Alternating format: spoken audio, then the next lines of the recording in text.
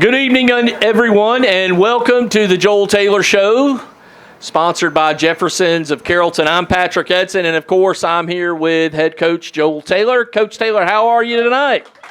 All right, give it up for Coach Taylor. Doing really good. Feels good to be 4-0, and loving our fans, the community, the support, and having an opportunity to go 1-0 this week. Absolutely. 33-12 was the final last Saturday. And you look at the stat sheet and you go, we won 33-12. But your team finished in the most important stat of the night, and that was what was on the scoreboard at the end of the night. Yeah. We talked about this, before. We talked about the we-fence, That's right. And I thought we did a really, really good job complimenting each other. The offense didn't turn the ball over. And they came up big on a couple touchdowns, throwing touchdowns, and a rushing touchdown. Defense, they did a tremendous job in the second half of holding them to 0 points, but also doing a really good job in third down. And then the best job is scoring. I always say, good defense can stop people, but great defense can score. And we came up big in that aspect. And then I challenge our guys, to win the hidden yardage battle in the special teams, right? Because I knew, Eastern Kentucky had a good defense. We had a good defense. And I thought that was going to be the edge there of the hidden yardage and helping us to, get in, scoring position. And we did that as well. I thought Riley Mason did a phenomenal job, man, all day. The one that just comes to my mind was they had knocked the ball out. Brody Ballou got on it. I think it was at like the 6-yard line. Yeah, right. That was fourth down, and then Riley flipped around and turned the whole field. He put that ball on a 35. That's right. On their side, man, and that to me that changed the game. So did a really good job, playing that we-fence.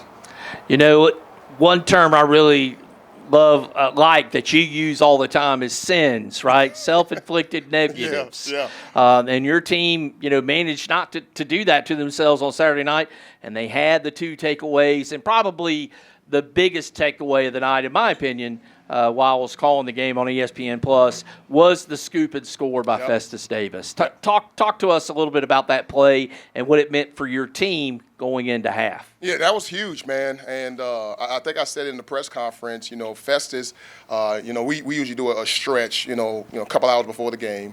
And I went to Festus, and I said, Festus, man, I think you're going to have a great game. And I don't know what it is. You call it intuition or feeling or whatever it is, man. I thought you were going to have a great game. And he did, man. He didn't have a great game the last time we played him, so I knew he had it circled on his calendar. And to see that, because Festus, man, like I said, he's a very talented young man, loves his teammates, wants to be out on the field to contribute.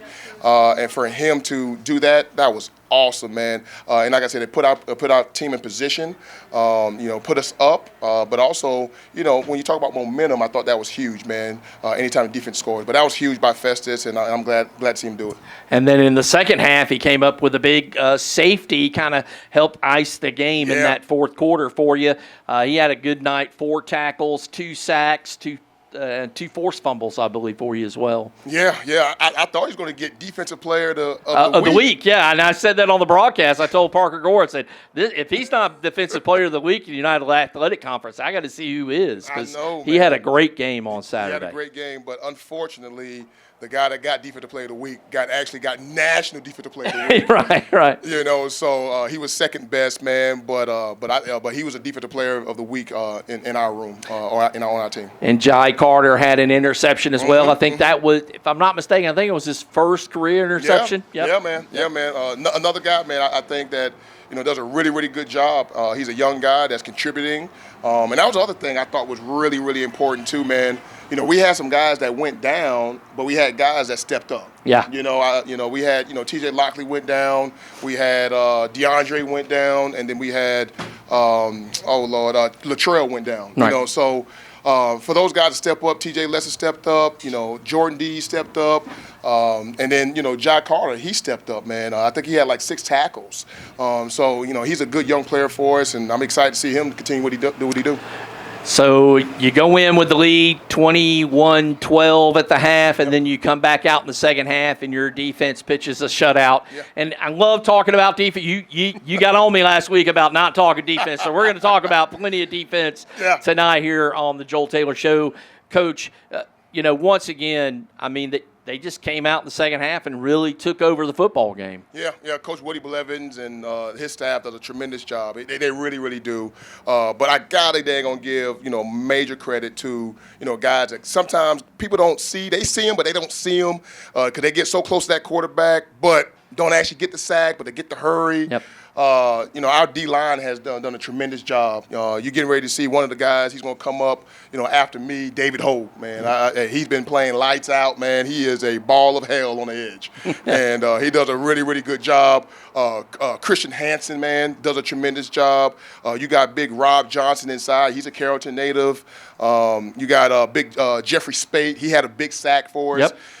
Those guys, you really change the game for us. It makes the DB's job a little bit easier. It makes the linebacker's job a little easier because they cause so much havoc up front, and that is so important. I always said, if I'm going to build a team, I'm going to start with my 5 techniques, know, and our 5 techniques are playing lights out. Well, Coach Taylor mentioned David Hogue, and we will have David come up here right after this break here on the Joel Taylor Show. As we open up United Athletic Conference play and welcome the Colonels of Eastern Kentucky from Richmond, Kentucky into the stadium today. West Georgia coming in at a record of 3-0, ranked number 22. TJ Lester goes in motion, and somebody for EKU jumped off early, throws across center of the field. Caught football in the end zone. Touchdown, West Georgia. Touchdown, West Georgia. Jordan Dees. He scores a touchdown for West Georgia, and West Georgia gets on the board. It's now 6-3 with 3:02 left to go. Two receivers out right, one to the top side of the formation left. Take a shotgun snap. Ball's going to be Carlos. Ball's going to be Carlos. Picking it back up is West Georgia. There he goes, Festus Davies. Festus Davies 20. Festus Davies 15. 10. 5. Strike up, that fight's on. Taking the shotgun snap again is going to be Widener. Widener throws a high pass. Caught football. Touchdown, West Georgia. Touchdown, West Georgia. Jordan Dees from Mobile, Alabama. Touch 15. Davin Widener is going to be calling for the snap with the football right now. Taking the shotgun snap. Hanging off TJ Lester up the center of the field. Yes, touchdown, West Georgia. West Georgia will have the football again. They go 2 receivers out to the right side of the field. Dropping back is going to be Burkett. Back of the end zone. He's going to wrap up, sacked, and that's going to be a safety for West Georgia. Festus Davies. West Georgia said second half, we're coming after you. And they have hit that quarterback over and over and over. The snap, the spot, the hold. The kick is high, but does it have the length and the distance? And it does. The kick is good. The kick is good. So from 40, taking it at the knee, and that's going to be your ball game. And tonight, the West Georgia Wolves will get the win tonight by a final score of 33-12 over the Eastern Kentucky Colonels. Get up and dance, West Georgia. Your Wolves are 4-0, 1-0 in United Athletic Conference play, and what a great start to the season for the West Georgia Wolves. All right, welcome back to the Joel Taylor Show here from the porch at Jefferson's in Carrollton. And I am joined now by David Hogue, a member of the Wolves team, defensive lineman, a graduate student. So, David, good to have you here on the show tonight. Yes, sir. Thank you. Hey, put your hands together for David, everybody. There we go. Thank you. Appreciate it for being here. All right, and so now here come all the hard questions, David. No, David, what I've noticed about your style of play on the football field is that, man, you have a nose for the football, man. You are a complete disruptor in this defense. Coach Taylor was talking about it earlier, about how he really loves those 5 technique players up front. Talk about your teammates, though. What is it about your teammates up front that you like, and what makes it fun for you to play with them? I can't do everything that I do on the field without my teammates. You're talking about great individuals, great players, great people on and off the field. So how we practice and how we come together as a collective, we also make sure that we hold each other to a higher standard that anybody else in the room can hold each other. Like you see Rob Johnson, you see Jeffrey Spate. You also see some of the cats like Festus Davis, and you also see Christian Hansen. Like we make sure that no matter what mistakes we made in practice, no matter what mistakes we have been making, we either make it at 100% and we fix it, or we fix it and still go 100%. So for us, we move as a collective. You know, David, a lot of coaches tell me all the time when I talk to them, player-led teams are the best teams to coach because they don't have to worry about getting on their guys because they police themselves. What's this team like this year compared to, where you were last year in Northern Colorado? Northern Colorado was a great school to be at, but what I feel like is different from being in Northern Colorado and at West Georgia is the brotherhood.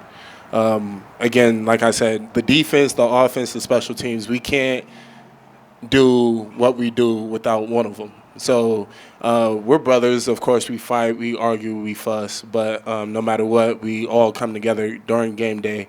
We all hold each other to a higher standard, and no matter what, players will call out other players. You'll have leaders on the team. You'll have those who kind of sit back and watch, but even then, they will lead at some point. So for us and for older guys on the team, it's nice to be an example and an older brother to these younger guys. So which coach is it that you enjoy picking on the most on the staff? Definitely Coach Ellis. Why? Why? Tell us why. He's my position coach, and of course he gets on us the most when we're not getting on each other. So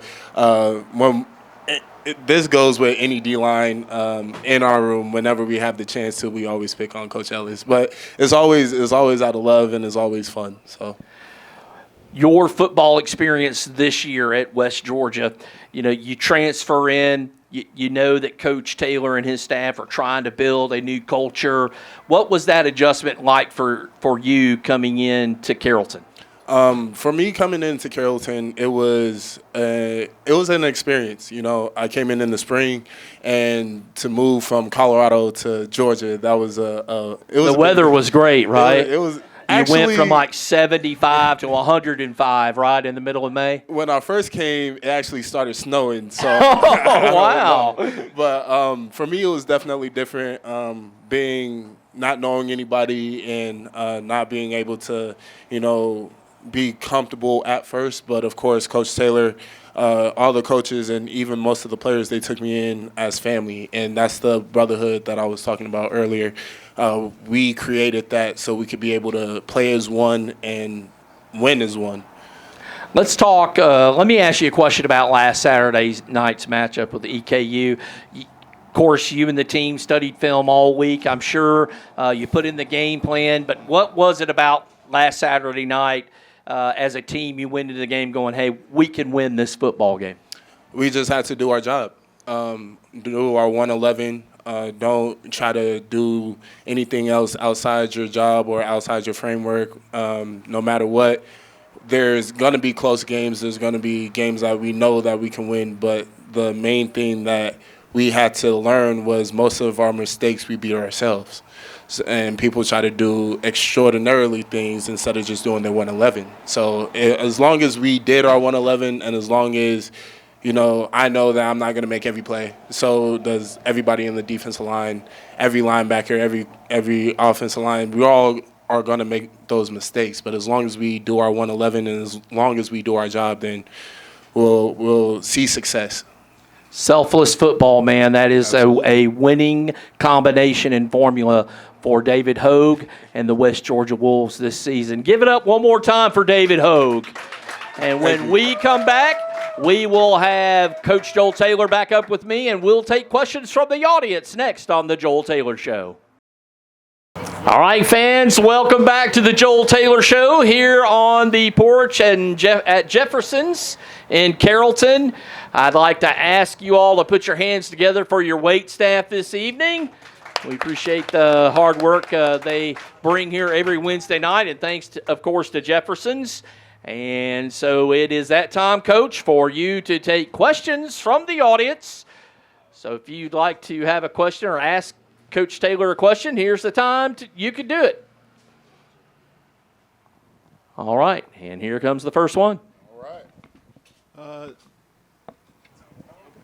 Second quarter, we didn't look all that great, but after halftime, what kind of changes did we make, adjustments? Yeah, I don't know if we didn't not look great. It was one play on defense. We had called a double-edge pressure, and we didn't get our 5 technique to pinch all the way down. Our linebacker was kind of misaligned, and they popped one, and that was kind of the only one on defense in a sense. And then, offensively, I think you kind of go back and forth, back and forth. I thought the biggest thing is not turning the ball over.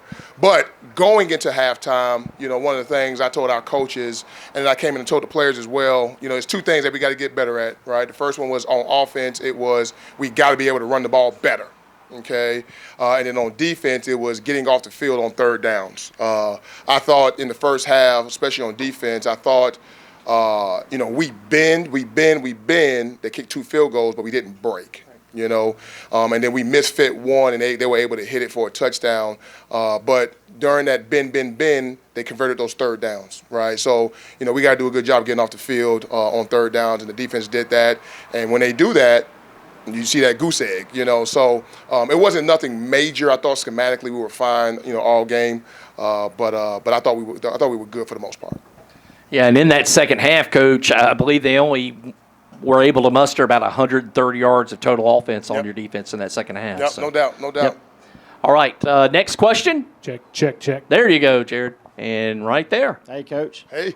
Can you hear me? Gotcha. There we go. So your players that I've met, David's another example. They're all very polished, seem very mature. I know a lot of times when you start to have success like we're having now, it can be a challenge to kind of keep us in check and humble. When you have mature players, are our players, I guess, handling this in a much better manner? Yeah. And how do you combat that? I mean, that's with anybody in life. Yeah, I think part of it is recruiting. I really do. The one thing, I tell our coaches, doesn't matter, what he can do in his ability, all that type of stuff. Man, if he's not a good dude, I don't want him because I don't want to coach him. So I think we got a handful of guys on our team that are really good people. Now, as we handle the success piece, for some guys, it's the first time they've had this type of success.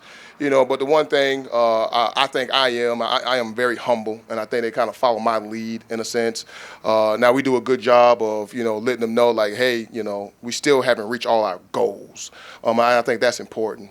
So we got to keep the main thing, and that's dang on preparing, right, taking care of what we can take care of, but also executing on Saturdays, and let's continue to do that, right?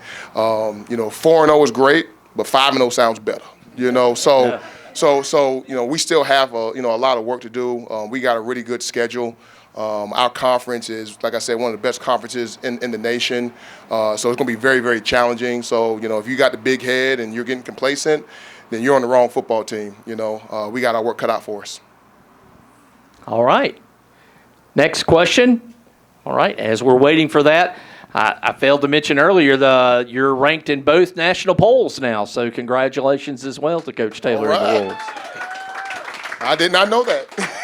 I didn't know that. Awesome. In your coaching opinion, yes, ma'am, what's the biggest transition that your freshman players are going through, going from high school football to college football? Yeah, I think it's the schedule. And I can tell you, personally, for me, when I was in high school, everything is regimented. I get in at a certain time and I leave at a certain time. Where our guys now, they may have a class at 8 o'clock, they may have a class at 11 o'clock, they may have a class at 2 o'clock. So for them, just, time management is probably the biggest thing. And also, I think things are moving a lot faster as well. We always call it the freshman wall.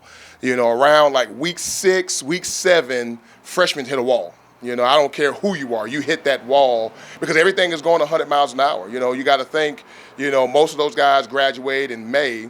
They're on our campus in June, right? And things are moving so fast. And all of a sudden, school starts, so now you're adding the class piece on top of the football piece, and guys be like, oh man, it's like like drinking water out of a fire hydrant. So after a while, it's like, oh my God, like I just need a break. And I think that's why it's important as well. When we are recruiting, is to bring players in January.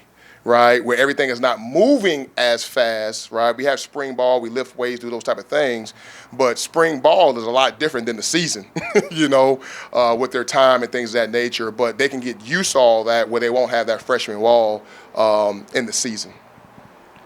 Coach, something else that's kind of important with that transition for those players is the support staff in your program, right? Why don't you talk a little bit about what they can do for your players as well, as a follow-up to the question. I'm so glad you asked that, and I think we have a tremendous support staff.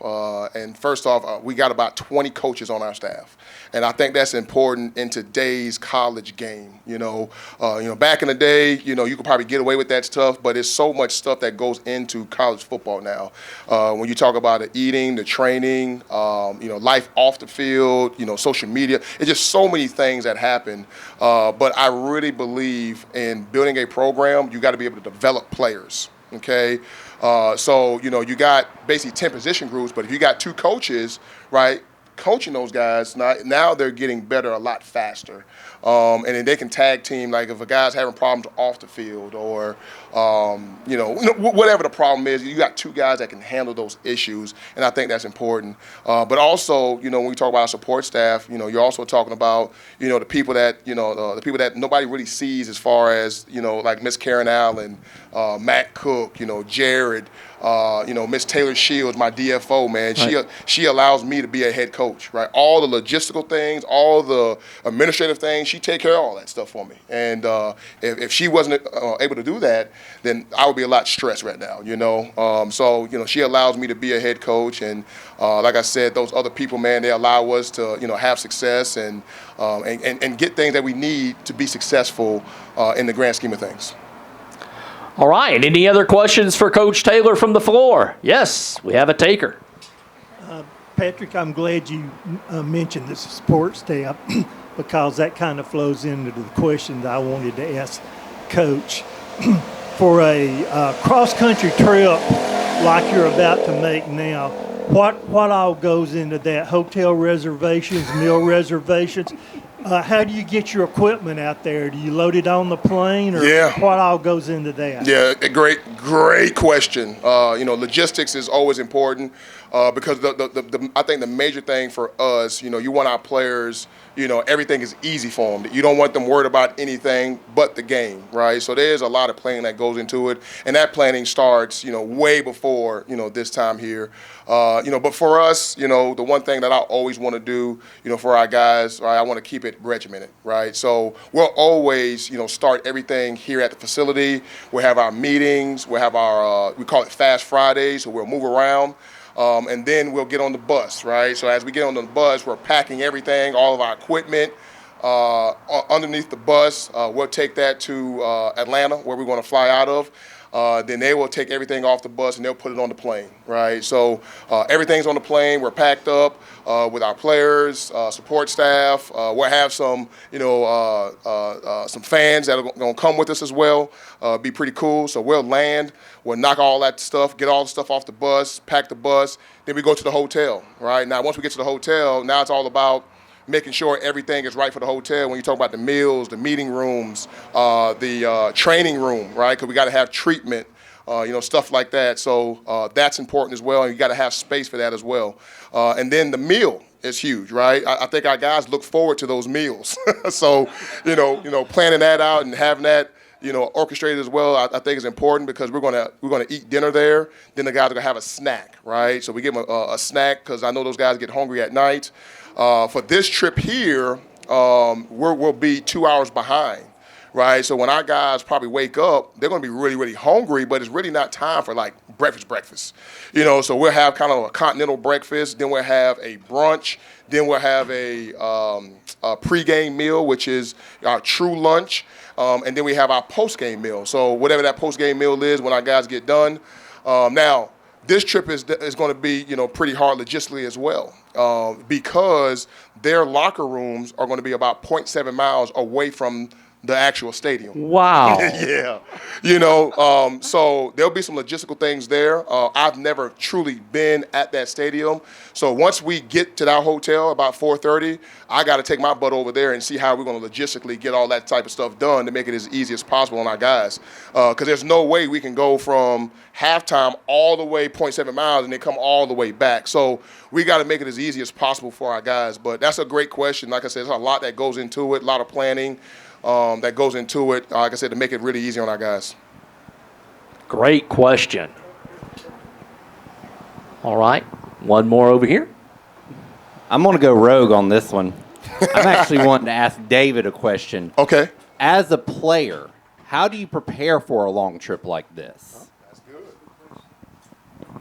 I've been in college ball since 2019, so yeah. So for me, I would say as a freshman preparing for it, just making sure you have your checklist the night before, getting everything situated. Don't pack last minute, because then you'll start forgetting stuff. Then you'll start remembering it as soon as you get on the plane. But for me, my mindset going into it is it's a business trip. This is not a vacation. I'm not trying to have fun. But as my defensive linebackers coach says, the best way to spell fun is W-I-N. So that's what I always, bring into, especially a going away trip, being able to have those things that I need. So in the long run, I could be able to fit everything in. So. All right. Another great question. Coach, I don't have a question tonight. Uh-huh. I was going to ask you about the second quarter and those play calling with running up the middle, but I won't go there. Okay, I want to tell you that I'm proud of you. I appreciate it. And I'm proud to say Coach Taylor is a coach of the University of West Georgia football team. You're a man of character, and I hate to be a little negative, but I watched somebody on the other sideline that has the same same title that you do, and I wouldn't like to be a fan of his or that team. I appreciate, and I do think the team feeds off you, your calmness, your character, and your winning attitude, and I just appreciate that. Thank you. Yeah, it's not all about you; it's about your team, and we appreciate having you here at West Georgia. Thank you. That's I appreciate awesome. that. That means the world. That means the world to me. I appreciate that. Thank you. All right. Yeah, I can't. No other question can top that last statement. So we'll take another quick break, and then we'll come back and we will wrap up tonight's Joel Taylor Show here from Jefferson's in Carrollton. All right, welcome back to the Joel Taylor Show here at Jefferson's in Carrollton. Patrick Hudson and head coach Joel Taylor. And Coach Taylor, now it's time to go 1-0 again, right? It is. And so, you got to go on a nice trip out to Utah. Talk a little bit about the Thunderbirds and what your team is going to have to do in order to win that football game. I will tell you, I was looking at of course, like every good broadcaster does, they go and look at the stat sheet, and it just seems like, holy cow, their offense is just they have the ability to put up points, but right now they have the ability to give them up as well. Yeah, they are struggling a little bit on defense, and I just heard Coach Delane Fitzgerald. Like I said, I got a lot of respect for him. Yeah. I just heard his post game after UC Davis, and it sounded like he's going to challenge that defense this week. So I know they're going to give it their best shot. And the one thing I know about Southern Utah, they play extremely hard. They really do. Last year, I thought they were the only team that basically out-physicaled us. I felt like they beat us, right? And they came all the way from Utah to Carrollton, Georgia, and beat us. I think the world of him. I think they have a really good football team. offensively, man, like I said, I think they're potent, man. They got a really good quarterback. He's a veteran quarterback. Yeah, Bronson Barron. Yes, Yeah, he's had yeah. a great season so far, Yeah. thrown for over 1,100 yards Yeah, in 4 man. games. Yep. Yeah, man. So he's an experienced starter. I think he started like 13 games at Weber State. So he's an experienced starter, and I think he got hurt last year. So now he's ready. I think it's his senior year, and he's having a really good season. And then he can turn around and hand the ball off to 2 really good backs. I think number 28 is one of the better backs in our league, and number 8, their backup, man, I think is really good, man. He's quick. Finds the holes and hits it, man. And then offensive line, I think they got the best center in our league, honestly. Number 51, he does a tremendous job, man. He uses leverage. He's fast. Just gets to the second level. He can probably reach a daggone 3 technique. Like, he's a good player, man. And then I think the tight ends are pretty good as well. So they got a pretty good team, and the wide receivers now they're a solid group as well. So and the quarterback's doing a really good job of getting it to them, man. So we got our work cut out for us this week. But at the end of the day, we got to take care of what we can take care of. I always say that. Doesn't matter how good of an offense is, right? If we do what we're supposed to do, right, then we'll handle it. So we got to do a good job of stopping the run. They're gonna want to run the football. They got some power schemes and some zone schemes. We got to do a good job of stopping that. And then off of that, probably RPO or play action off of it and get the ball out to the receivers. And we got to do a great job of tackling in space and keep the ball in front of us. And that's the challenge for our defense. And I tell our defense all the time. I tell our team all the time. What a blessing to get up and go have a challenge on Saturday. Yeah. If you're facing an inferior team, that's really not a challenge. You don't get up for that. And I think this is a good football team. Like I said, even though they're struggling on defense, man, they can score points in bunches, and we got to do a great job of executing on offense. Right. If we don't do that, then their defense is going to shut us down. So it's going to be a really good game. And I know when people look at the stat sheet as well, they see them as 1-3. Right. Well, they lost to 2 top 15 teams. Right. And they were in those games. And then I think Coach Fitzgerald he's going to challenge those guys this week to play their best ball, and then we go up there and it's going to be their homecoming. Right. So they're going to have their fans out there, they're going to have their family out there, cousins and all that, right? And they're going to be excited to play that game. So we have to do a really good job of preparing this week. Have a great mindset as we go up there and come out with a victory. All right, Coach. So fans, if you are not going to be able to make the trip out to Southern Utah, like me, you'll have an opportunity to once again watch the Wolves on ESPN+. You can also catch them out on 102.7 here, local radio, Braddock Communications. Seth Kane will have the call on Saturday night. And then, of course, you can also find the game on the UWG Game Day app and also on the UWGathletics.com website. Kickoff is set for 8:30, and we will see you next Tuesday night here, hopefully looking to go 1-0 one more time next week. I'm Patrick Edson. He's Coach Joel Taylor. We'll see you next week on The Joel Taylor Show.